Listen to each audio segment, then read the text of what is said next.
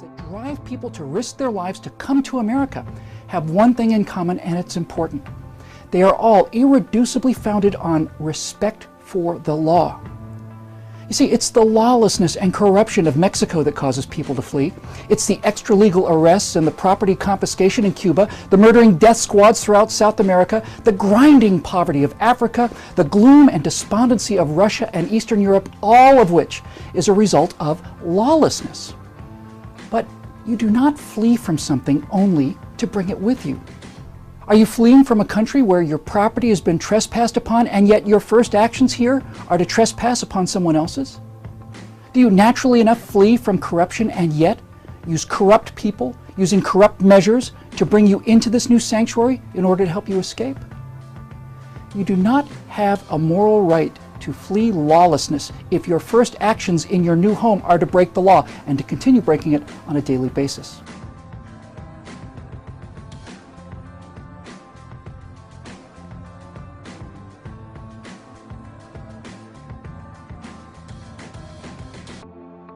We caught a hodgepodge group back out here, 16, had 2 Asian girls, Chinese. They both spoke English. And both of them paid $50,000 each to come in here. Oh yeah. Then we had, and in that same group, we had at least 3 or 4 Indians and a couple of Pakistanis. I think there was 1 Mexican in the group. Wrong in saying that the president's #1 job is to keep Americans safe? Yeah, everything else is secondary to that. Clearly, it's not even that it's the main, it's almost, to me, it's the number 1, 2, and 3. Everything else, no matter how important anything else is, health, education, nothing, none of that matters if we're dead. How would you describe President Obama's attitude toward the war on terror? I would say it's very schizophrenic, damaging, and it's been very frustrating. Because it's long past time to fix our broken immigration system.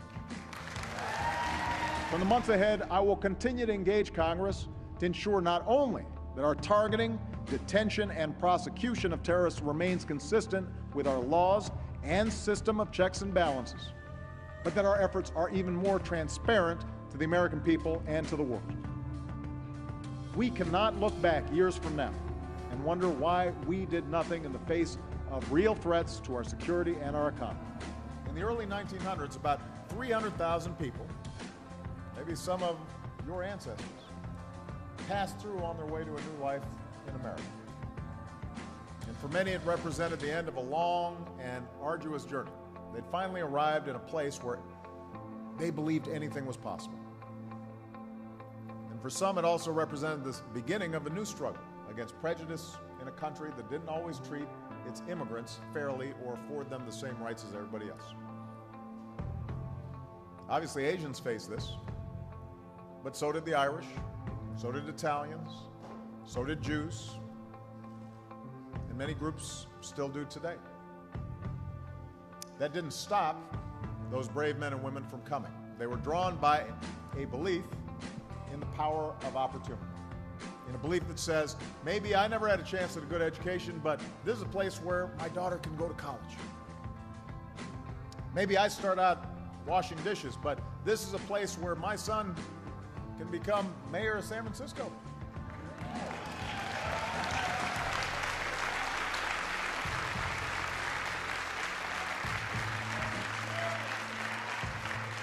Maybe I have to make sacrifices today, but those sacrifices are worth it if it means a better life for my family. And that's a family story that will be shared.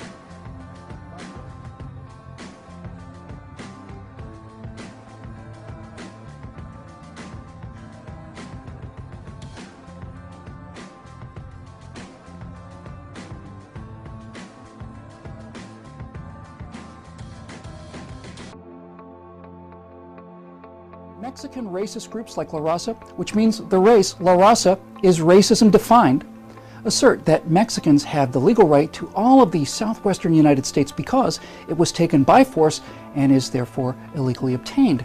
Let's examine this argument just a little more fully. La Raza claims that all of Texas is in that category. Mexicans should be free to go into Texas with impunity because Texas really still belongs to them, to Mexico. Well, let's stand well north of the current border. Let's stand outside of Lubbock, Texas, and see who we need to give this land back to. You see, America wouldn't return Texas to Mexico. We would return it to the Confederacy. We took it by force and therefore illegally, according to this logic, but obviously the Confederacy is gone.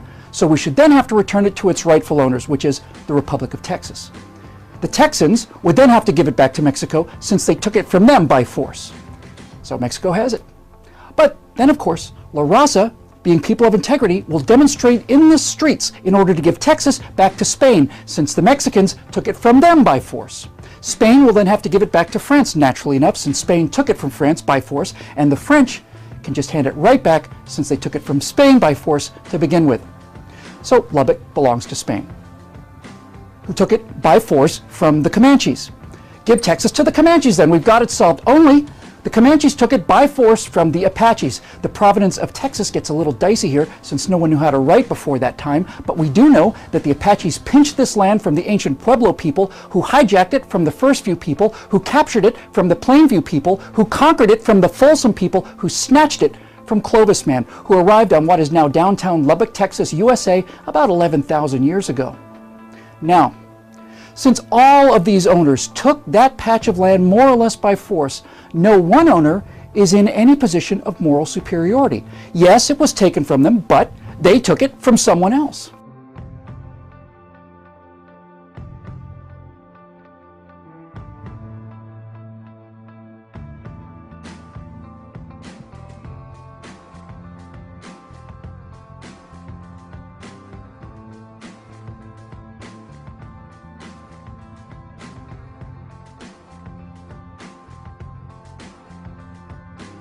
It's November 6, 2012, it's election day.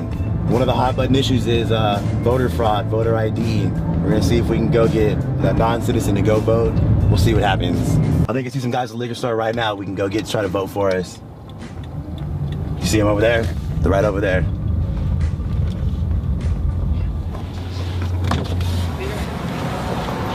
What's up, Hey, my friend. Okay. What's happening? Hey. You wanna make a couple bucks? No, subir conmigo. A couple beers? Yeah. Come on, hop in. After work. All right. All right, okay. ¿Para dónde vas? Hey, I got some work What for you. happened? ¿por what? I'll tell you about it. Ay, no, mi inglés no es bueno. We're gonna see if you can vote for me. Okay. Okay. Yeah? All Yeah? right, that's fine. Yeah. It's okay. Está bien. Hoy en noche ven muchos amigos, toda la noche puedo pistear. Bien, mi gente.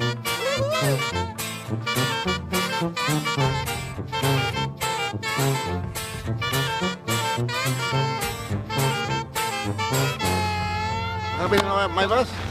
¿Con quién vas a votar tú? Si no sabes ni votar, cabrón. Key. Follow the signs right over there. Mejor te sigo a ti porque estás más bueno que yo. Okay. My ID. Oh. Wow. Oh, it's okay. I'll be back.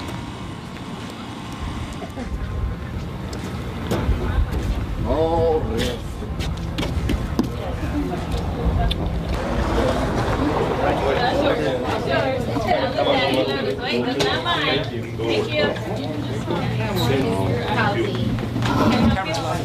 It's okay. Is the very thing that lets us say, yes, we can. And it's the reason that we raise our hands. And when we Yes. How'd it go? Oh, it's ready. Yeah? Okay. Who'd you vote for? Yeah. Oh, nice. Yeah, it's okay. Proof. So, It's that easy to do what it. happened? Proof. My visa. Good? Oh, yeah. Who'd you vote for? Oh, por Obama. Yeah. Voted for Obama. Yeah. Obama. Obama. Obama. Obama. Obama. Obama. You heard it first. Obama. Obama. Oh, I'm sorry, Mexican. man. Mexican. For you? Obama. Oh, yeah. Okay, thank you. Thank you. Okay, vámonos, pinche mexicano. No hablo español, pero Obama necesita 4 años más.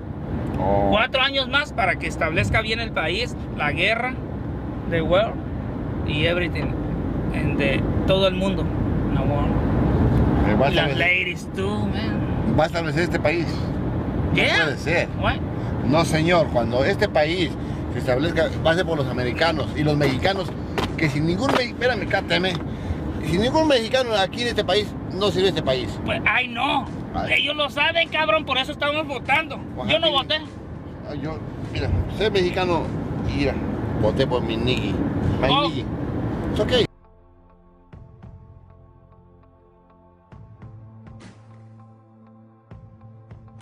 This is a California voter registration form in Los Angeles County. It asks for your name, your last name, your middle name, your home address, your city, your zip, the county you live in, your date of birth, the U.S. state or foreign country of birth, your California driver's license, and it says here, this is the interesting part that I think is kind of screwed up. It says, if you do not have a California driver's license or ID card, list the last four numbers of your social security number if you have one.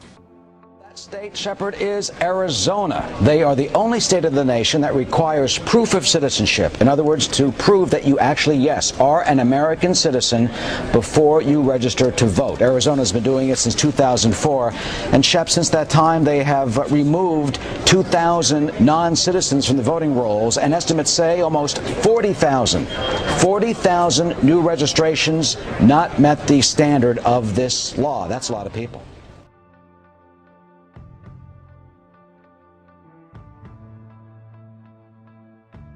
Chinese coming over the border through Mexico? I don't know. I'm not certain, and this is where we may disagree. I'm not certain how much we have to fear Chinese coming across the border. In this part of the world, we don't have a lot of tourist attractions, but this is one of them. This is an emergency distress beacon. And most people find it curious that it's in 3 languages, English, Spanish, and Chinese. And since the last time we were out here, they've even been so nice as to add a 5-gallon bucket of water, courtesy of the United States government. This has been here at least a couple of years. They put it here for a specific reason because this is the point that they travel quite a bit. There are 8 of them along the Texas border. I have a question for you. Why do you think that sign should be down along the border in Texas? Written in English, written in Spanish, and in Chinese. The government made that, Congressman. Our government? Yes. I mean, you've been in Congress for 22 years, right? Right. Okay. Has anybody ever showed you that picture before? No. Nobody's ever. No. Nobody's No. ever gone to one of your hearings and said, "Look at this picture." No. No. Marketing 101. Make your advertisements to the people who are going to read them.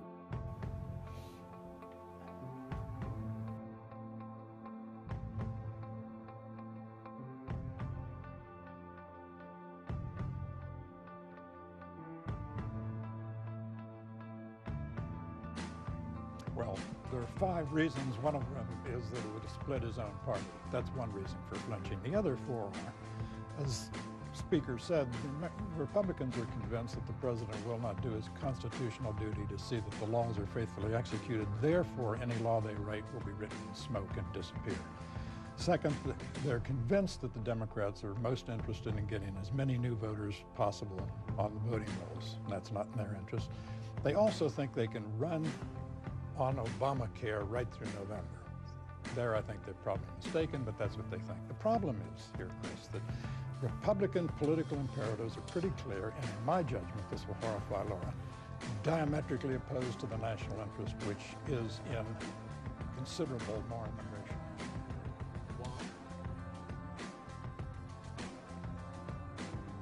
We believe this will be the year Congress finally gets it done.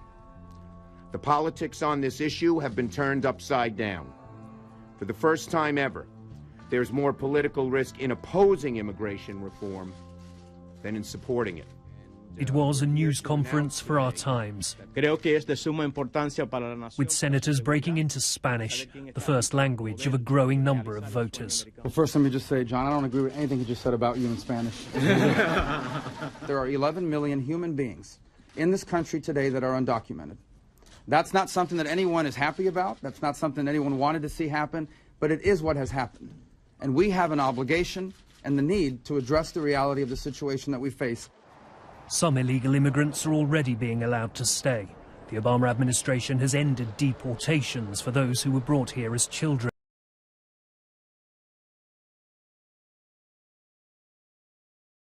South Carolina's immigration law is patterned after those in Arizona and Alabama.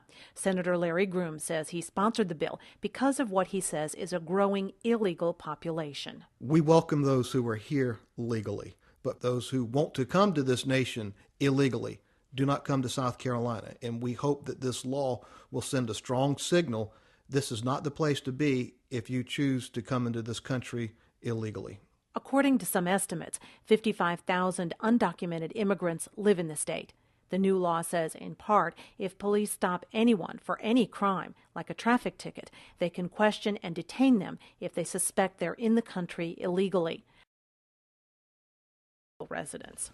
I guess it makes it easier for any reason, or they can find the minimum excuse to just stop you, and then, oh, by the way, let me see your documents. DeArmas says many who feel threatened are trying to figure out what to do.